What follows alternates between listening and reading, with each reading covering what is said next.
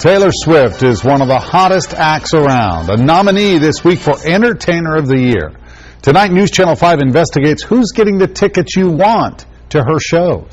You know, when tickets to her concerts recently sold out in minutes, Taylor Swift's people told reporters to ask Ticketmaster what happened. But a News Channel 5 investigation discovered that it may have nothing to do with who's selling the tickets.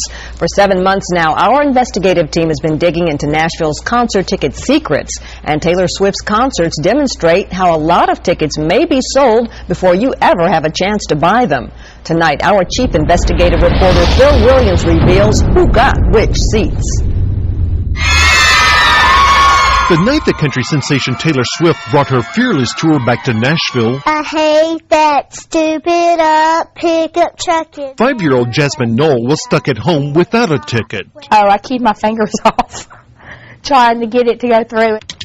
Jasmine's mom was on the computer the very moment tickets went on sale to the public, but she kept getting the same Ticketmaster message, sorry, no tickets found. What happened when your mom told you that you could not get tickets? Do you remember?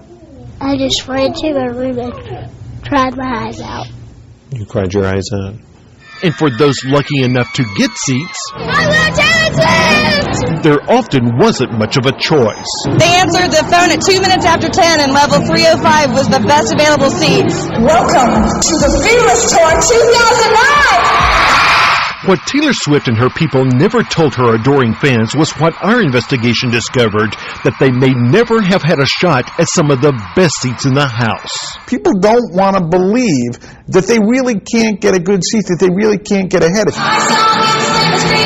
But internal ticketing documents show that out of more than 13,000 seats at her Nashville show, there were really only 1,600 set aside for when sales opened up to the general public. It's a secret that music industry analyst Bob Lefsetz says is never shared with fans. You know, your numbers are unfortunately incredibly realistic.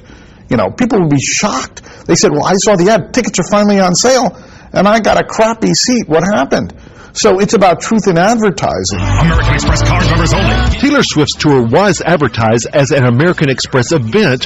What that meant was that during a pre-sale period, American Express customers had first dibs on some 5,000 seats. I think it's terrible by virtue of the fact that the public has no idea how many tickets actually go that way.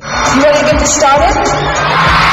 And fans probably had no idea that if they really wanted a prime seat, front row section 4, right in front of the stage, those seats were reserved exclusively for folks with American Express Platinum cards, or third row section 2 alongside the stage, reserved for people with American Express Centurion cards. That's an invitation-only card for the very rich. That's what's wrong with this business. You know, in the 60s, rock and roll blew up. We're against the man. Now, rock and roll is the man. Country is the man.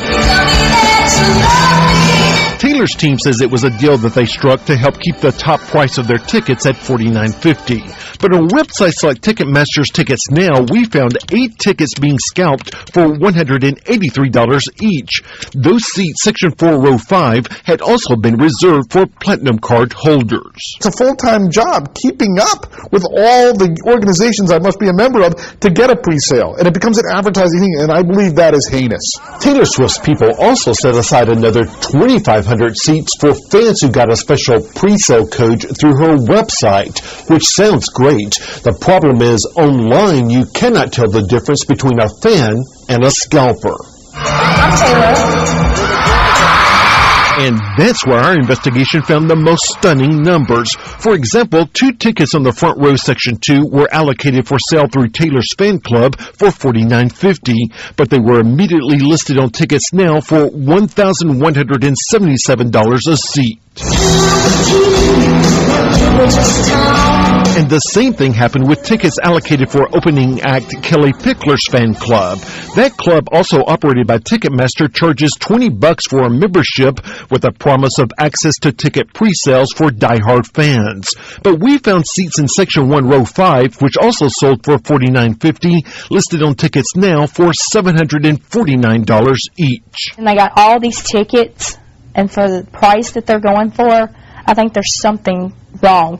So why not have all tickets go on sale at the same time? In order to have all tickets go on sale at all time, the acts or whatever parties have to agree that they don't want to take that check from American Express.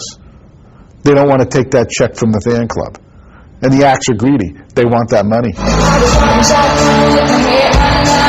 Lipset says artists like Taylor Swift could begin to address fans' concerns by just being honest about their chances of really getting a good seat.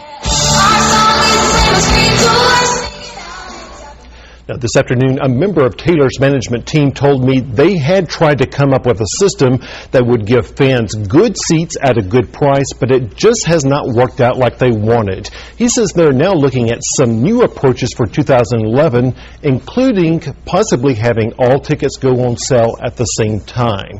Now, he added Taylor does not condone sales of her tickets through secondary brokers, nor does she profit in any way from the inflated pricing of secondary sales. We know, and your investigation shows, that the concert ticketing system in our industry is flawed at best, and we will wholeheartedly support any legislation enacted to regulate the industry. So some real recognition. Sure. Now, just like Keith Urban, Taylor had some $20 tickets, too, to her concert. What happened to those? Well, he had 389. Taylor had almost 1,000 available. However, first dibs on 750 of those tickets went to people with American Express Blue Cards.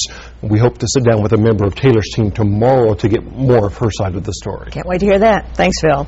Now, you can see the entire statement from Taylor's team, plus the ticketing documents on our website at newschannel5.com. You can weigh in there with your opinion on the whole controversy.